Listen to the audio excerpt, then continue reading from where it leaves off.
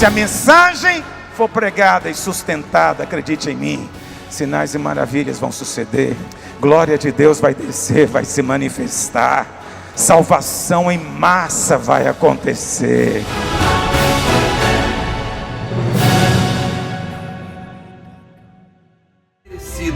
Meus irmãos, hoje eu gostaria de compartilhar com você uma palavra que eu dei o nome da pedra que se tornou coluna. A pedra que se tornou coluna. A palavra do Senhor diz que todos nós somos pedras vivas. 1 Pedro capítulo 2, verso 4. Chegando-vos para ele, a pedra que vive. O Senhor Jesus é chamado de a pedra que vive. Rejeitada sim pelos homens. Até hoje rejeitado. Até hoje as pessoas rejeitam Cristo. Você sabe, não vivemos uma geração que é anti-Deus. Eles estão abertos para qualquer Deus. Eles são, na verdade, uma geração anti-Cristo. Não aceitam nada que procede do Evangelho. Por que eles são anti-Cristo? Porque crer em Cristo é crer que Ele morreu pelos nossos pecados.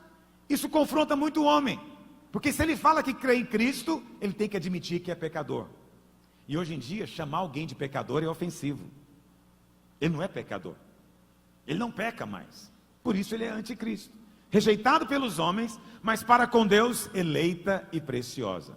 Também vós mesmos, como pedras que vivem, sois edificados casa espiritual, para ser de sacerdócio santo, a fim de oferecer de sacrifícios espirituais agradável a Deus, por intermédio de Jesus Cristo. Nós somos pedras espirituais. Você é uma pedra viva. Muito bem, deixa eu falar algo para você. Quando eu fui a Israel uma ocasião, e conversando com o guia, e ele me contando algumas particularidades, que às vezes a gente não sabe. Ele dizendo o seguinte: na época de Jesus, 2000 anos atrás, em Israel eles tinham um costume. Qual que era o costume deles? Aquelas pedras que estavam lá, né, nos montes, largadas, né, no ermo, eram chamadas de pedras, rochas, só pedras. Mas quando alguém pegava aquela pedra, aquela rocha, trazia para sua casa, moldava, quebrava, dava uma forma, uma utilidade para aquela pedra, ou então colocava ela como parte da edificação da casa, aí ela não era chamada de pedra mais, aí ela era chamada de pedra viva. Pedra viva. Portanto, quando Pedro fala de pedras vivas, é claro que ele está também falando de nós, porque temos vida de Deus, não somos inanimados, mas ele está falando também de algo que era normal naquela época para compreender.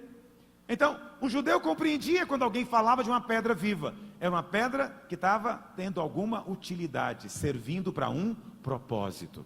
Então eu quero dizer para você que você também é pedra viva. Não só porque a vida de Deus entrou em você, mas porque você foi trazido lá do ermo, lá do mato, lá da mina de pedra. Você foi trazido de lá para cumprir um propósito na casa de Deus. Todos nós temos propósito na casa de Deus. Deus trouxe você com um propósito santo. Ele quer usar você para uma finalidade espiritual. Quantos creem, digam amém. Agora, para que Ele possa usar você para esse propósito, Ele tem que moldar você, Ele tem que tirar as arestas, Ele tem que tirar aquilo que está sobrando, ok? Esse processo que demanda a nossa vida, ele é inevitavelmente doloroso, entende? Produz dor, porque Deus está quebrando coisas, tirando coisas. Eu só quero que você entenda que Deus não vai fazer isso na sua vida mandando praga sobre você, mandando miséria para você, nem mandando doença para você. Mas Deus vai permitir muitas situações de pressão, de não ser compreendido, de ser às vezes caluniado, perseguido, entendeu? De sofrer situações em casa, em outros lugares, onde a pressão traz sobre você uma certa angústia. Mas você deve se alegrar, porque Deus está moldando algo espiritual em você. Jesus é a pedra que vive, Ele é o molde, Ele é o padrão. E o que acontece? Deus Pai está moldando pelo Espírito Santo para que você tome a forma de Cristo. Mas você tem que ficar alegre, sabe também por quê? Porque tudo aquilo que é moldado e trabalhado, aumenta o valor. Aumenta o valor. Se você era precioso antes, eu quero dizer que você é muito mais precioso agora. Isso vale para qualquer coisa. Um diamante bruto é caro, mas esse mesmo diamante lapidado é centenas de vezes mais caro. Você pode pegar uma barrinha de ferro, que deve custar 10, 20 reais, tem pouco valor. Mas se você pega essa barra de ferro, põe ela no fogo, bate ali na bigorna e transforma ela numa ferradura para o cavalo, ela aumenta o valor 10, 15 vezes mais, só de fazer isso. O próprio ouro é assim. Você pega a grama, que eles chamam de grama do ouro bruto, ela vale, não sei, 140, 150 reais hoje, uma grama. Mas se você pega essa grama, ou várias gramas, e transforma numa corrente de ouro, aí o preço aumenta 10, 15 vezes mais. Dependendo da corrente, muitas vezes mais. O próprio ouro muda o valor quando é trabalhado. Você tem sido trabalhado pelo Espírito de Deus. Isso significa que o seu valor diante de Deus está aumentando cada dia mais. Ele olha para você, ele enxerga o trabalho que tem sido feito. A Bíblia fala que Jesus, quando chegar diante de Deus, ele vai nos apresentar. E vai dizer, eis os muitos filhos que o Senhor me deu. E ele vai olhar o penoso trabalho da sua alma e vai se alegrar. Sabe por quê? Porque esse penoso trabalho aumentou o seu valor na presença de Deus. Então, ser trabalhado por Deus tem que ser motivo de alegria. Ainda, como diz Tiago, que no momento não pareça motivo de alegria nenhuma. Então, mas o alvo de Deus é que essa pedra possa crescer e se transformar em coluna. Então, todos nós aqui já fomos feitos pedras vivas, mas nem todos são colunas ainda. A coluna é o resultado de um processo de transformação. Coluna é uma posição de honra e de glória. Quando Salomão foi construir o templo, eu não sei se você já viu alguma imagem ilustrativa do templo. No pórtico, na parte da frente do prédio, Salomão fez 2 colunas, tem 2 colunas só. E ele deu o nome para ela, Jaquim e Boaz. Era o nome daquelas 2 colunas. Você sabe, a única parte do prédio que tinha nome eram as colunas. Quando você é feito coluna, essa é uma posição de honra na casa de Deus. Está me ouvindo? Apocalipse, vamos ler isso na palavra do Senhor lá em Apocalipse. Apocalipse capítulo 3, verso 12. O Senhor faz uma promessa ao vencedor. Ao vencedor, faloei coluna no santuário do meu Deus. Naquela época, as colunas é que contavam. Se você for hoje, né, eu quero muito convidar você para ir comigo a Israel o ano que vem, porque nós vamos a Éfeso. Éfeso são as ruínas mais preservadas que eu já vi, as mais bonitas também. Então, você tem toda aquela construção clássica grega. Eu não sei se você é familiarizado com isso, mas as construções daquela época, você não via parede, você só via o quê? Coluna. Quando você olhava um templo grego, você só via coluna. Não é como hoje, você olha um shopping center, é só aquele paredão, aquele caixotão, tem colunas, mas ninguém vê, não é? A beleza diminui muito, mas quando você vê um prédio que tem colunas, ainda mais na fachada, isso aumenta muito a sua beleza. Então, quando eles liam, ou ouviram essa palavra 2000 anos atrás, eles viam essas colunas, eles viam a coluna do templo, ok? Que é uma posição de honra. Então, o vencedor será feito coluna, e daí jamais sairá. Gravarei também sobre ele o nome do meu Deus, o nome da cidade do meu Deus, a nova Jerusalém que desce do céu, vinda da parte do meu Deus, e o meu novo nome. Todo crente é pedra, o vencedor é coluna. Todo crente é pedra viva, o vencedor é transformado em coluna. Quantos querem ser colunas na casa de Deus? Por quê? Porque esse é o propósito, esse é o resultado do trabalho. Amém? Então, a palavra do Senhor diz lá em Gálatas 2:9, na verdade Paulo diz isso. Paulo diz que Pedro e Tiago eram colunas. Olha o que diz: e quando conheceram a graça que me foi dada, Tiago, Cefas e João. Cefas aqui é Pedro em hebraico, ok? Tiago, Cefas e João, que eram reputados colunas, me estenderam a mim e a Barnabé a destra de comunhão, a fim de que nós fôssemos para os gentios e eles para a circuncisão. Então, quando eles que eram colunas estenderam a destra da comunhão para Paulo e Barnabé, estavam também reconhecendo que tanto Paulo quanto Barnabé eram colunas na casa de Deus. Mas o que eu quero frisar aqui é que Cefas, Pedro, foi feito coluna. Eu queria tomar Pedro hoje como exemplo de alguém que era pedra, mas foi transformado em coluna na casa de Deus. Quem diz isso é o próprio apóstolo Paulo. A experiência mostra isso. Nós precisamos de muitas colunas. Para que a obra de Deus avance é necessário muitas colunas. Colunas que estejam preparadas para suportar peso. Porque o objetivo da coluna é sustentar a construção. Você sabe, toda a construção está em cima do alicerce. E o alicerce é Cristo. O alicerce é Cristo, a rocha. Mas em cima da rocha, Deus coloca colunas. Os meus pés estão firmados na rocha, mas eu preciso de ser coluna para sustentar a edificação do santuário de Deus nessa geração. Se as colunas são frágeis, a obra não pode crescer. Se as colunas saem da posição, o trabalho esmorona. Se as colunas reclamam do peso, tem algo muito errado com ela. Ela ainda não é coluna, porque colunas são forjadas para suportar peso. É que às vezes você acha que a obra de Deus é pesada, mas o que torna a obra de Deus pesada realmente? Não é a obra em si. O que torna a obra pesada é o ataque do diabo. Qual é o ataque básico do diabo? Preste atenção no que eu vou te dizer. Eu tenho repetido isso aqui semana após semana. O ataque básico do diabo é te levar de volta para a lei. E quando você volta para a lei, duas coisas acontecem com você. Duas coisas possíveis. Você se enche de justiça própria ou se enche de condenação. Quantos se lembram disso? O que torna a obra pesada? Veja, eu estou aqui hoje. Eu não sei se dá para notar, mas foi uma semana puxada para mim. Preguei em 2 conferências durante a semana. Fiquei horas e horas em conexões intermináveis em aeroporto, aviões que atrasaram. Dormi pouco, mas eu estou aqui hoje. Não sei se você está percebendo que eu estou cansado, espero que não. Mas você sabe, o meu cansaço é só físico. Porque por dentro, eu estou completamente em paz aqui na presença dos irmãos. Porque não é peso estar aqui. Não é peso compartilhar a palavra com você. Não é peso eu sentar durante a semana e escrever um texto para compartilhar aqui com você hoje. Para edificar você e a célula. Não é peso. Mas sabe quando é que ele se torna peso? Quando eu aceito a mentira do diabo.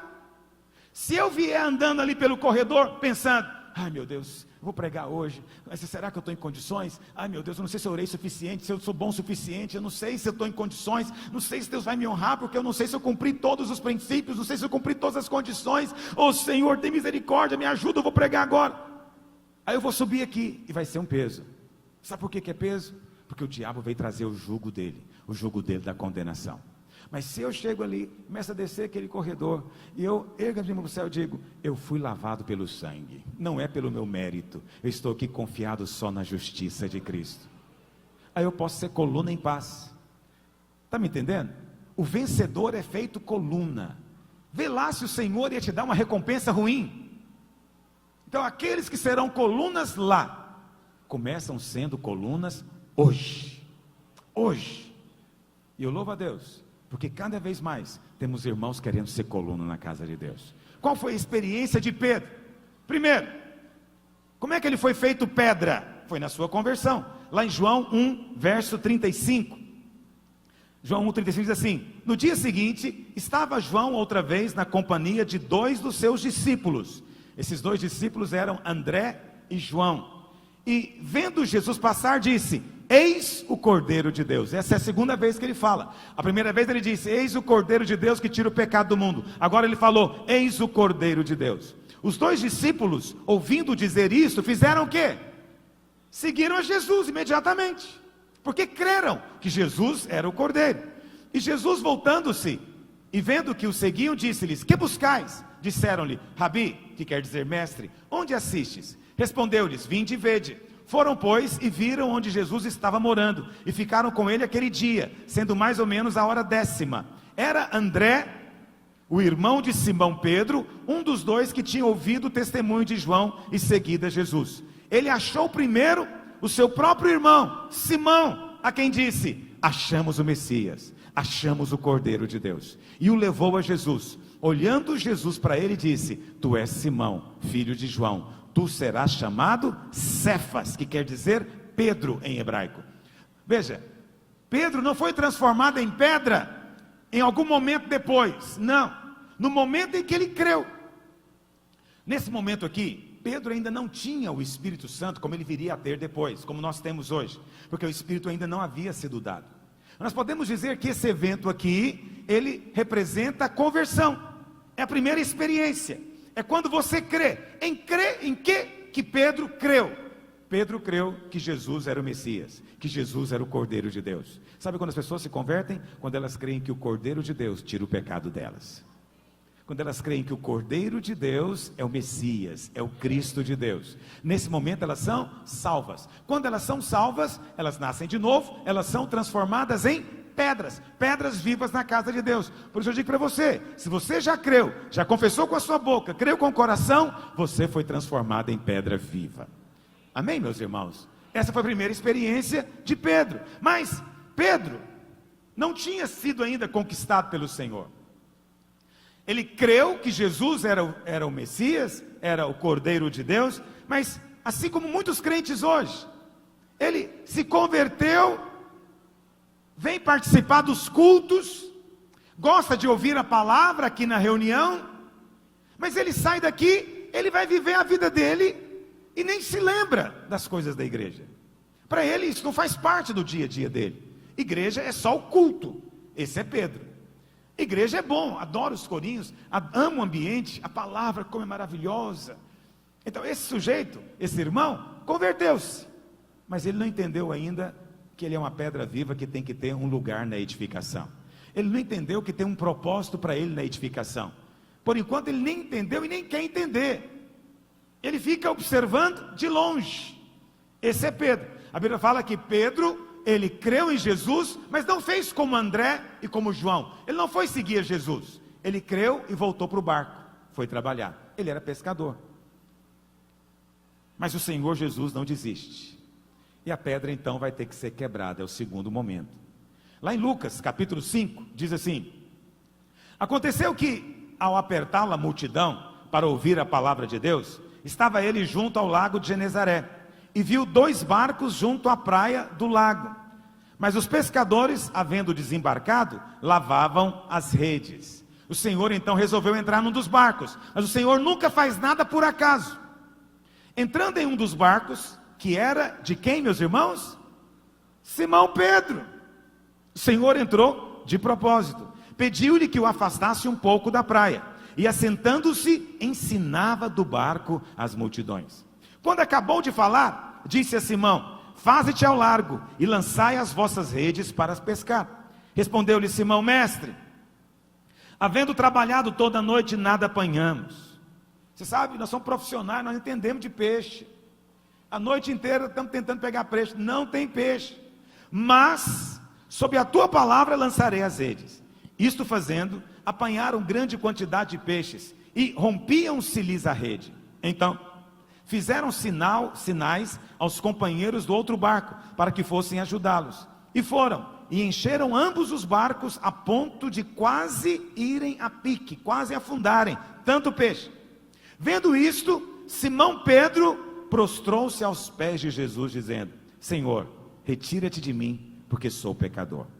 Pois à vista da pesca que fizeram, a admiração se apoderou dele e de todos os seus companheiros, bem como de Tiago e João, filho de Zebedeu, que eram seus sócios. Disse Jesus a Simão: não temas, doravante serás pescador de homens. E você vai pescar tanto também que vai quase afundar o barco quando você pescar.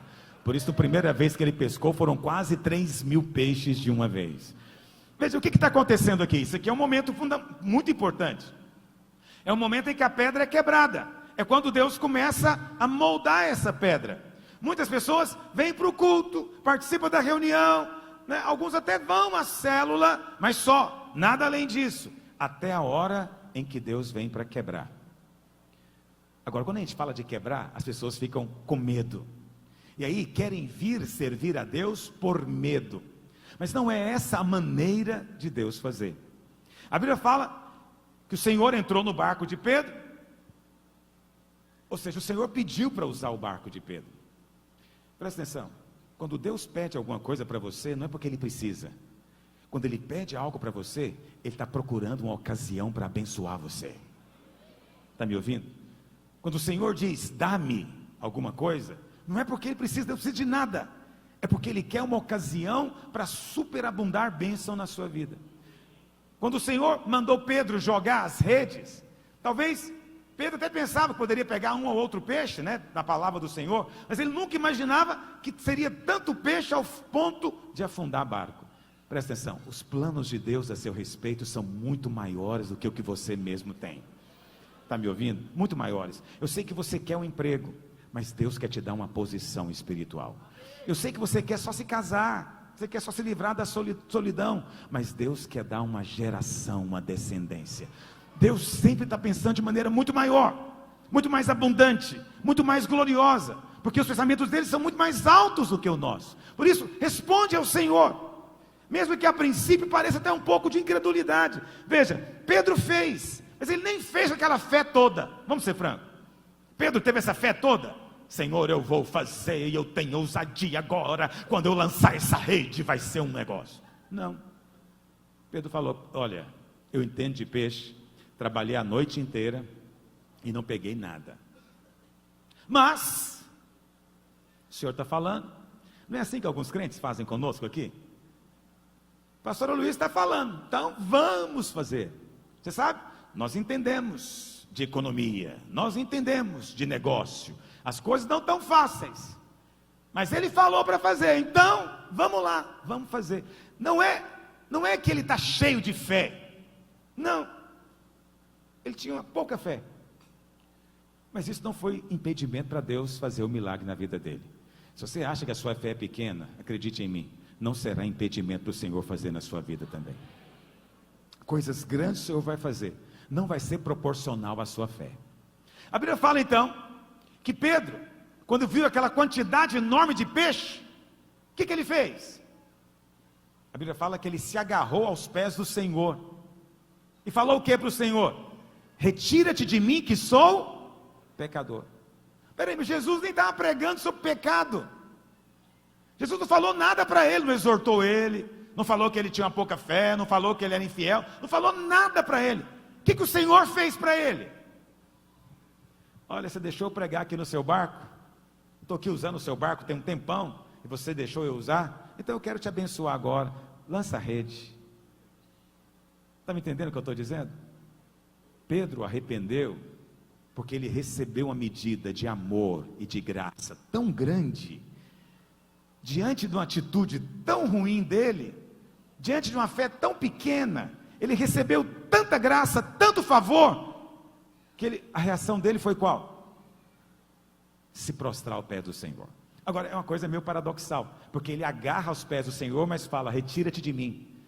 O Senhor fala, que jeito, você está me segurando. Entende? Por quê? Porque retira-te de mim, mas ao mesmo tempo está agarrando. Porque eu não tenho para onde ir, o Senhor é que tem a vida, eu quero é o Senhor. Eu percebi o quanto eu sou necessitado do Senhor, eu preciso me arrepender, eu sou pecador, mas Tu és santo. Entende o que eu estou dizendo? Agora, o que levou Pedro ao arrependimento? Foi a pancada de Jesus? Foi a paulada? Foi a praga que ele jogou? O que levou Pedro ao arrependimento? Foi a bênção. Ele foi tão abençoado, ele recebeu tanto de Deus, que a resposta dele foi se arrepender. Por quê? Lá em Romanos 2,4 diz o quê? Romanos 2,4: ou desprezas a riqueza da sua bondade, tolerância e longanimidade, ignorando, muitos ignoram isso, que é a bondade de Deus que te conduz ao arrependimento. Diga, é a bondade de Deus, é o favor de Deus, é o amor de Deus que me conduz ao arrependimento. Está me entendendo? A graça de Deus não produz pecado. A lei, sim, é a força do pecado. A graça, o amor, a bondade de Deus produz em você contrição, produz em você arrependimento, te leva a se comprometer, te leva a se envolver. Então, eu vou ser ousado com você. Por que alguns estão vivendo ainda no estágio anterior de Pedro, que converteu, creu no Messias, mas tem uma vida comum como qualquer outro? É porque ele não tinha provado o amor ainda. Ele não tinha conhecido o amor. Sabe por que você às vezes tem estado também aqui, sem muito compromisso, sem se envolver muito, só pensando nas coisas naturais lá do seu trabalho? É porque os seus olhos não se abriram ainda. Você não entendeu o quanto você é amado. Mas quando você pescar uma quantidade de peixe tão grande que você nem pode carregar, preste atenção, a bondade de Deus vai te levar a se arrepender. A bondade de Deus vai te atrair para Ele, não te afasta. A bondade de Deus não produz licenciosidade e libertinagem. Não, a bondade de Deus produz arrependimento. Amém, meus irmãos? Ah, pastor, você está falando esse negócio aí de arrependimento? Eu creio que Deus pode levar a pessoa a sofrer para se arrepender também. Veja, eu não discuto com Deus não. Deus faz como lhe apraz. Deus tem os seus caminhos. Mas muitos gostam de usar a história do filho pródigo para dizer que o arrependimento dele foi resultado de, vamos dizer, de um tratamento divino. Mas como é que foi essa história? Os irmãos se lembram da história? A Bíblia fala que o menino pediu para o pai a herança antes da hora, o que é uma grande desonra, porque em outras palavras, ele pediu para o pai morrer, mas o pai não morria. Então ele pediu o dinheiro. Ele pegou o dinheiro, não devia ser pouco, gastou tudo. A Bíblia fala com prostitutas, na orgia, bebedice. Se fosse hoje, teria também jogo e droga envolvido. Aí ele ficou na miséria. Alguém fala, está vendo? Isso é Deus. É Deus que produziu miséria na vida dele. Deus não produz miséria na vida de ninguém. O que produz miséria é o pecado, porque o salário do pecado é a morte. Todo aquele que anda na carne, anda no pecado, caminha para a morte. Entendeu? Não é Deus. Deus não tem que fazer esse tipo de coisa. O pecado levou ele àquela situação. O pecado levou ele ao fundo do poço. Porque prazer tem preço.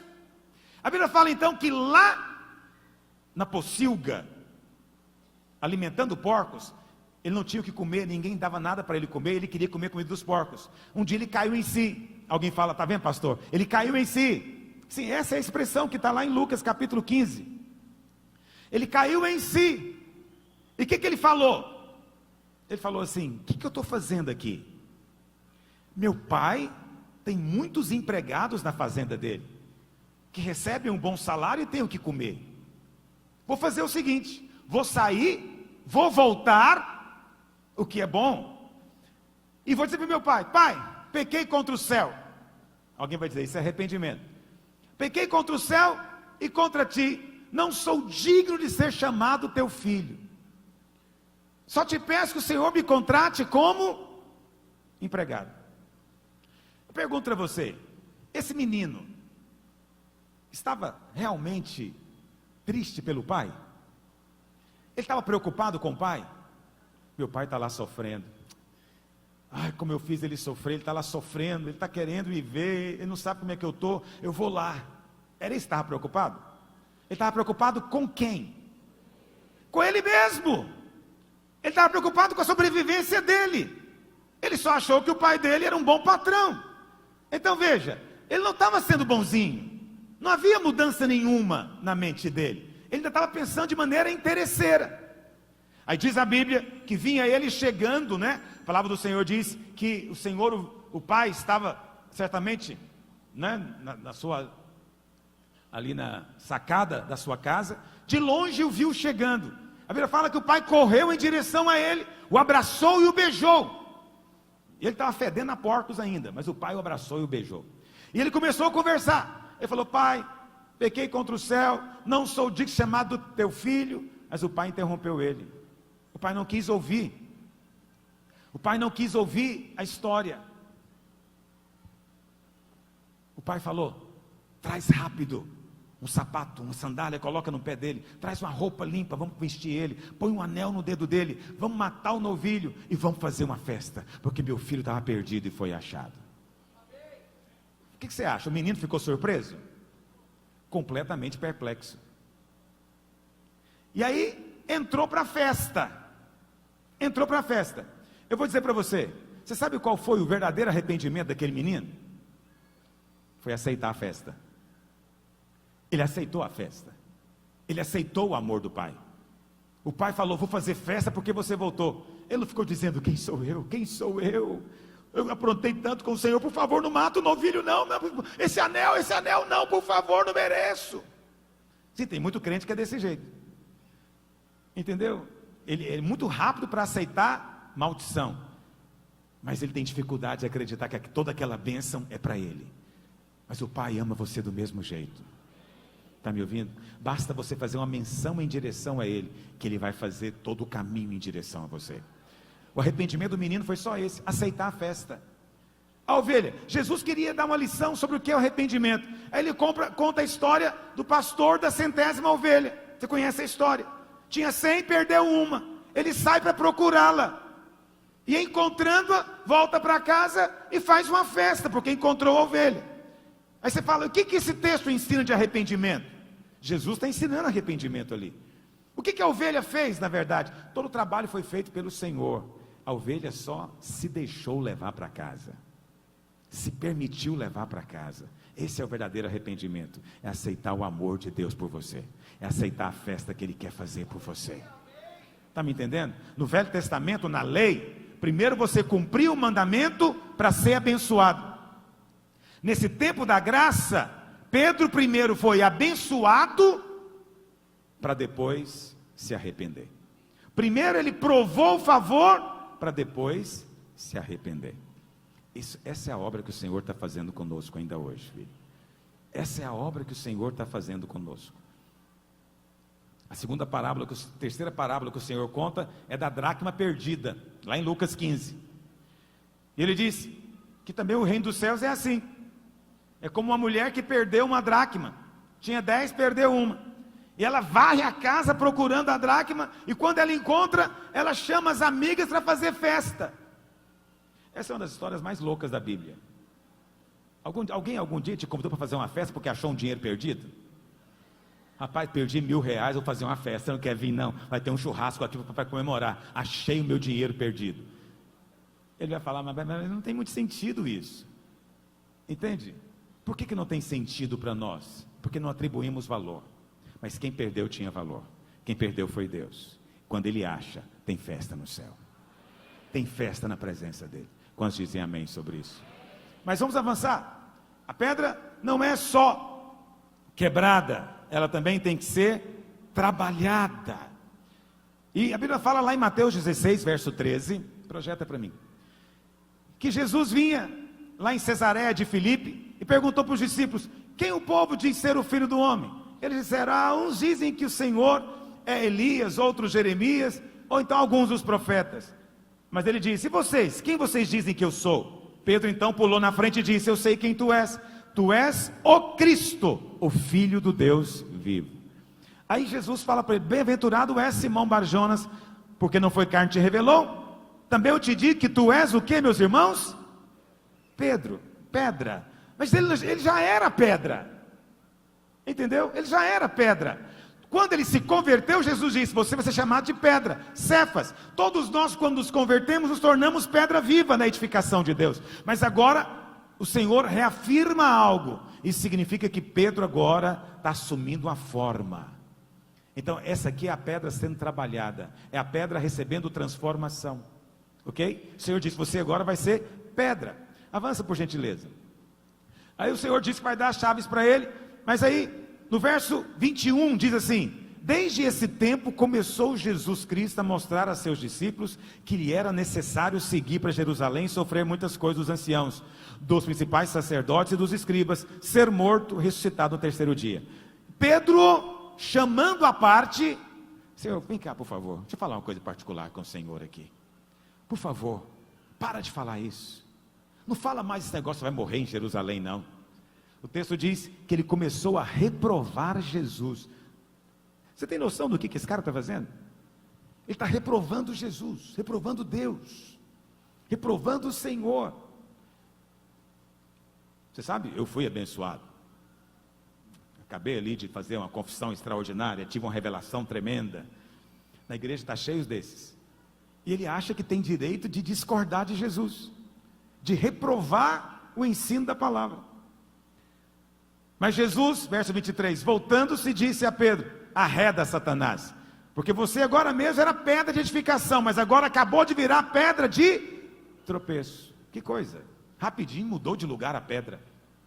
É tudo pedra, mas tem pedra que edifica, tem pedra que é tropeço. Isso significa que se você responde apropriadamente, a pedra vira coluna. Mas se não há uma resposta apropriada, a pedra vira pedra de tropeço. A pedra vira pedra de escândalo. Você sabe, nesse texto de Mateus 16 e 17, Pedro tem 3 revelações de Cristo. Primeiro, aqui no verso 13 até o 16, ele tem a revelação. Jesus disse: não foi carne e sangue quem te revelou, mas meu Pai que está no céu. Pedro teve a revelação que Cristo era o Messias. Depois do capítulo 17, 6 dias depois, Jesus os leva para um alto monte e se transfigura diante deles. Naquela hora Pedro viu que Jesus era o Filho de Deus. Mas daqui a pouco vem uma nuvem do céu e o próprio Deus Pai fala para Pedro: este aqui é o meu Filho amado, a ele ouvi. 3 vezes ele teve a revelação, ele teve a visão, e depois Deus mesmo falou com ele. Presta atenção, por que isso aconteceu aqui nesse momento? Porque o único jeito da pedra não ser pedra de tropeço e virar coluna, se ela for transformada na imagem da pedra que é Cristo. Agora, como é que você é transformado? Vendo Cristo. Você é transformado contemplando a Cristo. Todos nós com o rosto desvendado, contemplando como por espelho a face, a glória do Senhor, somos por Ele transformados de glória na sua própria imagem. Como é que somos transformados? Contemplando. Pedro teve a revelação, Pedro teve a visão, e agora Pedro ouviu Deus dizendo. Tudo isso produziu o quê? Transformação. Filho, você quer ser transformado em coluna na casa de Deus? O Senhor tem que abrir os seus olhos para você ver Cristo. Não é ver você, não é ver as suas próprias obras, é ver a pessoa dele, é ser conquistado por ele. Quanto mais você contempla o Senhor, mais seu coração é conquistado por ele. O que nós nos esforçamos aqui a cada domingo? Para fazer um quadro de Cristo diante de você. Se você consegue enxergar esse quadro, seu coração é atraído por ele.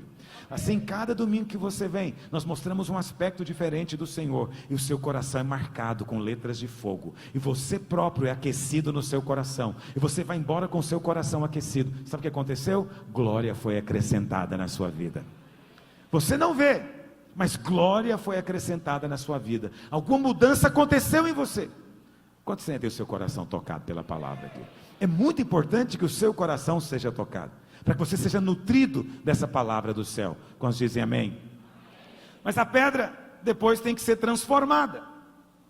E aí vem um quarto estágio ainda. Lucas 22, verso 31. Simão, Simão, eis que Satanás vos reclamou para vos peneirar como trigo. Eu, porém, orei por você. Eu intercedi por você. Não é maravilhoso isso? Não tinha acontecido ainda, e Jesus já tinha orado. Você sabe aquela tribulação que você está passando? Jesus já orou por você antes dela acontecer. Antes do diabo peneirar, Jesus já estava intercedendo por você. Por quê? Porque a sua vida é importante para Ele. Então tudo está nas suas mãos, debaixo do seu controle. Veja, a oração do Senhor era para impedir que Satanás peneirasse? Não, porque ele peneirou. A oração do Senhor foi para quê? Foi para que a fé de Pedro permanecesse. Porque é isso que importa. Olha o que diz: eu, porém, roguei por ti, para que a tua fé não desfaleça. Tu, pois, quando te converteres, a palavra converter aqui não é no sentido de converter, como eu falei para você agora mesmo, converter a Cristo. Ele já era convertido a Cristo. Converter aqui significa quando for restaurado, quando você voltar da sua queda. porque o Senhor está dizendo que ele iria cair. O Senhor profetizou que ele iria cair, ok? Tu, porém, quando te converteres, fortalece os teus irmãos. Ele, porém, respondeu: o que você responderia se Jesus chegasse para você e falasse: o diabo requereu você para te peneirar? Para que nós peneiramos as coisas, irmãos? Os irmãos, hoje em dia, tudo da cidade grande, né? Mas eu não fui criado também em cidade grande, mas eu morava com a minha avó num bairro de periferia, e naquela época não se vendia arroz, feijão nesses sacos bonitinhos. A gente comprava no armazém, a granel. Lembra disso? Alguém dessa época? Alguns. Achava legal comprar óleo, porque óleo tinha um tambor e tinha um negócio de vidro assim, queria apertar, ia descendo, adorava aquilo. Mas volta para cá. Então, a minha avó comprava o feijão. O que ela fazia comigo e com as minhas irmãs? Ela pegava o feijão e peneirava, jogava para cima e soprava. Quando ela fazia isso, ela separava o feijão do cisco, da palha. E ela também acabava também no movimento ali, trazendo à tona o carunchado, a pedra. Isso era para quê? Para separar. Presta atenção. Nós somos, a ilustração do ouro é antiga, mas é verdadeira. Você é ouro, mas no ouro ainda tem impurezas. Tem coisas que não é ouro. Qual que é a maneira de depurar o ouro? É passando o ouro pelo fogo. Quando o ouro é passado pelo fogo, as impurezas evaporam, mas o ouro permanece. Satanás quis peneirar Pedro. O Senhor não disse que não vai peneirar. O Senhor disse, ele vai. Mas eu orei por você. Mas Jesus, aí eu ia perguntar, o que você responderia para Jesus se ele dissesse para você: olha, Pedro, Satanás requereu você para te peneirar, mas eu estou orando por você. O que você iria responder para o Senhor? Não, eu falo de mim. Eu ia falar: Senhor, ora mais por mim então. Por favor, ora mais. Eu não sei como é que esse negócio do diabo vir peneirar. Ô Senhor, me ajuda. Não deixe eu sozinho. Ora mais por mim. Ora agora. Ora, põe a mão na minha cabeça. Eu acho que eu falaria. Quantos estão comigo nisso? Aí o que Pedro falou? Ele, porém, volta para o verso 32. Onde é que eu estava? Eu, porém, roguei por ti, para que tua fé não desfaleça. Verso 33. Ele, porém, respondeu: Senhor, eu estou pronto. Não, maravilha isso. Senhor, eu estou pronto. Deixa o diabo vir. Já estou pronto. Era essa a resposta que se esperava? Estou pronto. Está acabada a obra. Já terminou. Eu estou pronto. É claro que não parou aí, mas olha o que ele diz mais: Senhor, eu estou pronto. Estou pronto para ir contigo, tanto para a prisão quanto para a morte. Estou contigo para viver e para morrer. Ninguém me separa do Senhor, porque eu amo o Senhor acima de todas as coisas. Venha quem vier, que eu saco da minha espada e arranco a orelha fora. Eu estou pronto. Quantos de nós ainda temos muito disso? Uma percepção equivocada de si mesmo, da sua própria carne. Entendeu? O Senhor fala o que para ele? Mas Jesus lhe disse: afirmo-te, Pedro, que hoje, não é amanhã não, hoje 3 vezes negarás que me conheces antes que o galo cante. 3 vezes negará que me conhece. Sabe qual é o grande impedimento para que você seja feito coluna na casa de Deus? Justiça própria, mérito próprio, achar que depende de você, achar que você já está pronto, você já passou por isso, você já foi aprovado, você já está numa outra posição de glória. O diabo pode vir com quem ele quiser, porque agora você está pronto. Essa percepção equivocada da carne enche você de mérito próprio. O que qualifica você a ser coluna não é a sua força. O que qualifica você a ser coluna não é a sua habilidade, é a força do Senhor em você.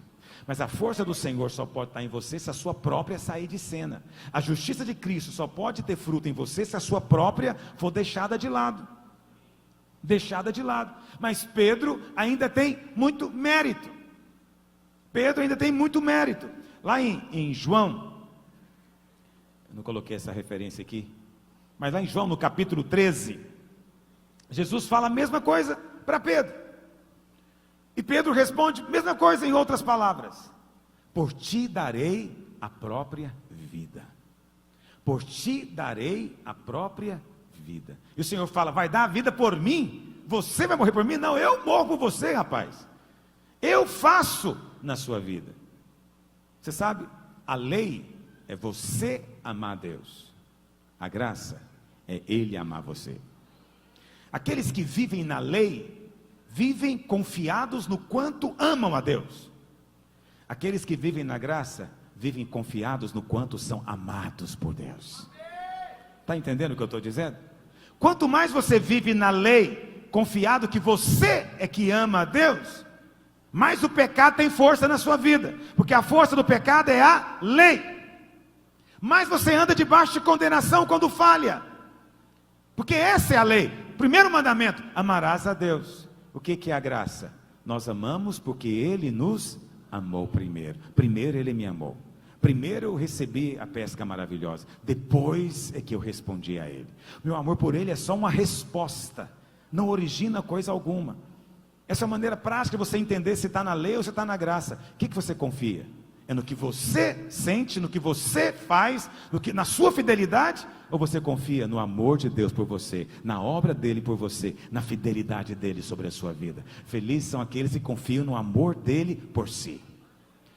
Nesse sentido, Pedro, podemos fazer um paralelo entre ele e João. Pedro, lá em João capítulo 13, ele se apresenta dizendo o quê? Por ti darei a minha vida. Eu morro por ti. Eu não sou como esses outros discípulos aqui, não. Pelo Senhor eu sou capaz de morrer.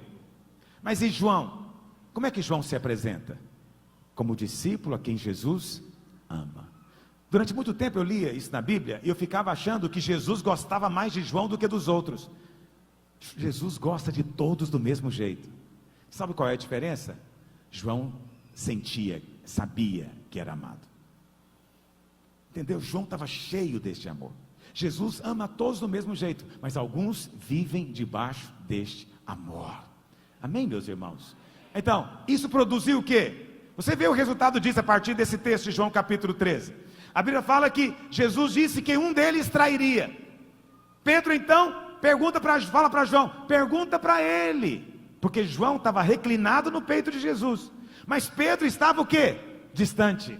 Por quê? Porque a lei produz distância, mas a graça nos aproxima. João está reclinado no peito porque ele se sente amado, não é porque Jesus discriminou os demais, é João que se apresenta assim, mas Pedro está de longe.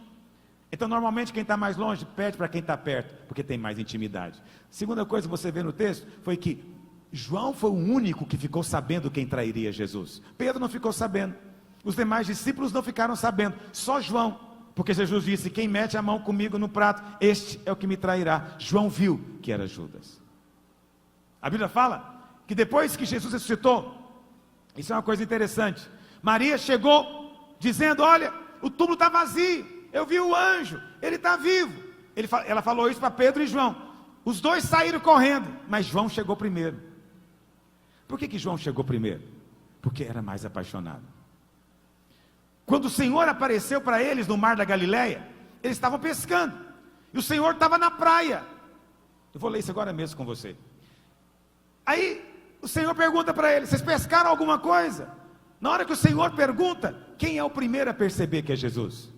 João. Porque quem tem intimidade percebe pela sensibilidade que o Senhor dá para ele. Eu não sei quanto a você, mas eu quero ser o discípulo a quem Jesus ama. Eu quero viver nessa posição, eu quero andar nessa posição, dependendo do amor dele por mim, não do meu amor por ele. Amém, meus irmãos? Mas Pedro era cheio de justiça própria, e o resultado foi o quê? Ele teve que negar a Jesus. Você sabe, a coisa mais difícil para o Espírito Santo é convencer alguém que ele não presta. Convencer alguém que a carne dele é imprestável. É a coisa mais difícil. Nem dá para nós exortarmos alguém. Irmão, quando é que você vai entender que nada em você presta? A pessoa fica revoltada, ela fala, não, eu até tenho coisa errada, mas tem coisa boa em mim. É difícil concluir como Paulo, lá em Romanos 7, que na minha carne não habita bem nenhum. Mas só esses é que podem experimentar se tornar coluna na casa de Deus. Quando você entende que na sua carne não habita bem nenhum. E às vezes, a queda, ouça o que eu vou te dizer, ouça com ouvidos santos, estou falando comida sólida, às vezes a queda é inevitável, é até necessária. Pedro precisava de cair, para chegar no fim de si mesmo. Alguns têm uma opinião de si mesmo tão exagerada, tão fora da realidade, tão cheio de justiça própria, de mérito próprio, que o único jeito dele cair em si é na queda. Na hora que ele cai, aí ele se convence que realmente na carne dele não habita bem nenhum. Mas você não precisa de cair. Você pode ter revelação hoje aqui na reunião pelo Espírito Santo de Deus. Você não precisa, mas acredite em mim, alguns vão cair. Alguns vão experimentar a queda, para o bem dele. Para o bem dele. O problema é que toda queda traz prejuízo. Por último, encerrando esse tempo, me perdoe que eu passei da hora, mas eu queria sua atenção mais 10 minutinhos. Quanto me dão? Quando é que Pedro virou coluna? A Bíblia fala que quando Pedro estava negando a Jesus, a Bíblia fala que ele negou 3 vezes. Na terceira vez, ele estava negando perto de Jesus. A Bíblia fala que o Senhor olhou para ele. O que você acha que Pedro viu no olhar de Jesus? Mais uma vez, a Bíblia fala que Pedro saiu e chorou profundamente, amargamente, porque ele viu o olhar do Senhor. O que você acha que ele viu no olhar de Jesus? Eu te avisei, Pedro, te avisei que você ia cair, mas lembra, eu te avisei mais, que você vai ser restaurado e vai fortalecer os seus irmãos. Lembra, Pedro, da mulher adúltera? O que eu disse para ela? Eu não te condeno. O mesmo falo para você, Pedro, eu não te condeno. O que ele enxergou no olhar do Senhor? Perdão. Perdão. Nós não sabemos o dia em que Jesus encontrou Pedro depois da ressurreição. A Bíblia não menciona. O Senhor fez questão de deixar esse evento oculto, privado só deles. Mas a Bíblia fala lá em 1 Coríntios, capítulo 15, verso 5. 1 Coríntios 15, 5, fala que o Senhor apareceu primeiro para Pedro. Antes de todos os outros discípulos, Jesus apareceu primeiro para Pedro. Entende? Por que disso? Porque Pedro precisava de ser restaurado. Por isso que lá em João, no último capítulo, capítulo 21, no verso 4, diz que ao clarear da madrugada estava Jesus na praia. Todavia os discípulos não reconheceram que era ele. Perguntou-lhe Jesus: filhos, tendes aí alguma coisa de comer? Responderam-lhe: não. Então lhes disse: lançai a rede à direita do barco e achareis. Assim fizeram e já não podiam puxar a rede, tão grande era a quantidade de peixes. Aquele discípulo a quem Jesus amava disse a Pedro, esse é João: é o Senhor. Simão Pedro, ouvindo que era o Senhor, cingiu-se com as suas vestes, porque se havia despido, e lançou-se ao mar. Lançou ao mar para ir aonde? Ao encontro de Jesus. Presta atenção, se Pedro, aqui ele já tinha encontrado Jesus, não é a primeira vez que ele encontra o Senhor, ele já tinha encontrado, porque o Senhor apareceu primeiro para ele. Nesse encontro ele foi tão restaurado, tão completamente amado, que quando ele viu o Senhor, ele não estava correndo do Senhor, ele não estava fugindo do Senhor, ele não estava envergonhado do Senhor, mas ele pulou na água e nadou em direção ao Senhor, atraído pelo Senhor. Amém, meus irmãos? É isso que nos faz coluna. Verso 8, mas os outros discípulos vieram no barquinho puxando a rede com os peixes. Verso 9, ao saltarem em terra, viram ali umas brasas, e em cima peixes, e havia também pão. Jesus já tinha feito a refeição. Ele perguntou se tinha algum peixe, para poder aumentar a refeição, mas já estava pronto, ele já tinha feito, inclusive pão. Disse-lhe Jesus: trazei alguns dos peixes que acabaste de apanhar. Simão entrou no barco e arrastou a rede para a terra, cheio de 153 grandes peixes. Verso 12, vinde e comei. Presta atenção, Jesus tinha ressuscitado, ele agora estava em glória, e mesmo assim estava fazendo refeição para os seus discípulos. Amém, irmãs? Você é uma mulher cheia do Espírito, você não perde nada em fazer refeição também para a sua família, porque foi o que Jesus fez para os seus discípulos. Mesmo em glória, ele continuava fazendo o quê? Servindo. Estou falando de coisas espirituais aqui.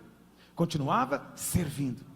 Ele não precisava, mas continuava servindo, fazendo comida, que algumas mulheres acham que é o trabalho mais trivial, braçal e humilhante do planeta, o que é um grande engano, porque foi o que Jesus fez.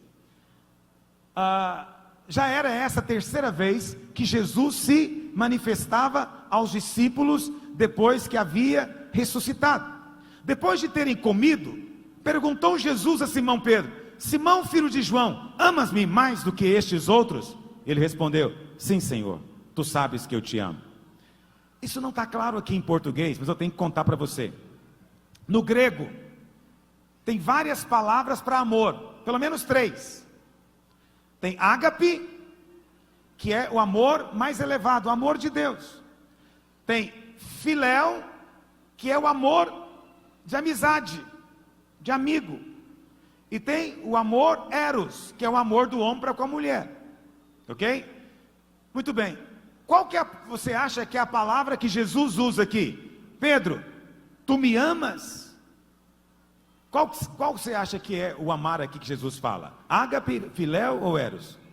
Ágape, agapau no original. É o verbo conjugado. Quando Jesus pergunta, ele pergunta ágape. E Pedro, ele respondeu: sim, Senhor, tu sabes que eu te amo. Qual que é o amor que Pedro responde? Filéu. Tu sabes que eu te amo como amigo. Meu amor é limitado. Meu amor não é extraordinário.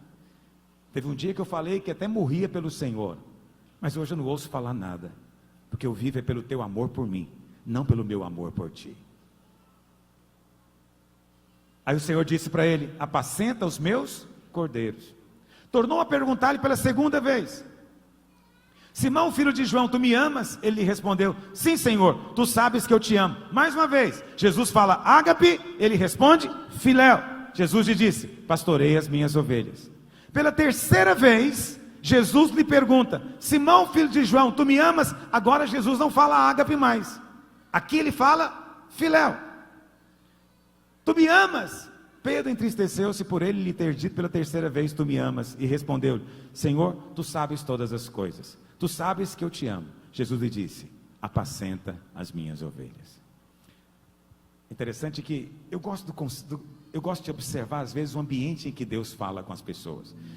Pedro negou a Jesus na beira de uma fogueira. Agora Jesus acende uma fogueira, faz comida para ele ser liberto daquilo. Pedro negou 3 vezes. Ele vai responder 3 vezes que ama o Senhor. Pedro é alimentado primeiro. O Senhor disse: vinde e comei. Mas depois o Senhor fala para ele: alimenta os cordeirinhos, dá comida para o meu rebanho. O Senhor só manda você dar comida depois que Ele alimenta você. Você só está apto para ser coluna, para alimentar, se você primeiro foi alimentado, nutrido com a palavra eterna do Senhor. Amém, meus irmãos? Alguns dias antes, poucos dias antes, Pedro tinha negado Jesus 3 vezes. Mas agora o Senhor confiou a ele a coisa mais preciosa que ele tem. Qual que é a coisa mais preciosa que Jesus tem? Seu rebanho, suas ovelhas. Jesus confiou a coisa mais preciosa que ele tinha para Pedro, que alguns dias antes o havia negado. Por que o Senhor fez isso? Porque agora Pedro chegou ao fim de si mesmo. Pedro não confia no quanto ele ama o Senhor. Pedro não confia no quanto ele pode fazer para o Senhor. Mas Pedro confia no quanto o Senhor já fez por ele. Pedro confia na obra do Senhor por ele. Quando Pedro chega ao final do seu mérito, da sua justiça própria, do seu merecimento, o Senhor diz: agora você é coluna, eu vou confiar a você as outras ovelhas. Você vai sustentar, você vai ajudar a carregar, para que elas sejam edificadas casa para a minha glória. A mesma coisa vai acontecer com você. Quando é que o Senhor quer constituir você coluna? Quando você chegar ao fim do seu merecimento próprio, filho. Quando você não confiar mais no que você pode fazer para Deus, no quanto você ama a Deus, mas quando você começar a se gloriar no quanto você é amado por Ele. Quantos podem fazer isso nessa manhã? Fique em pé onde você está. Erga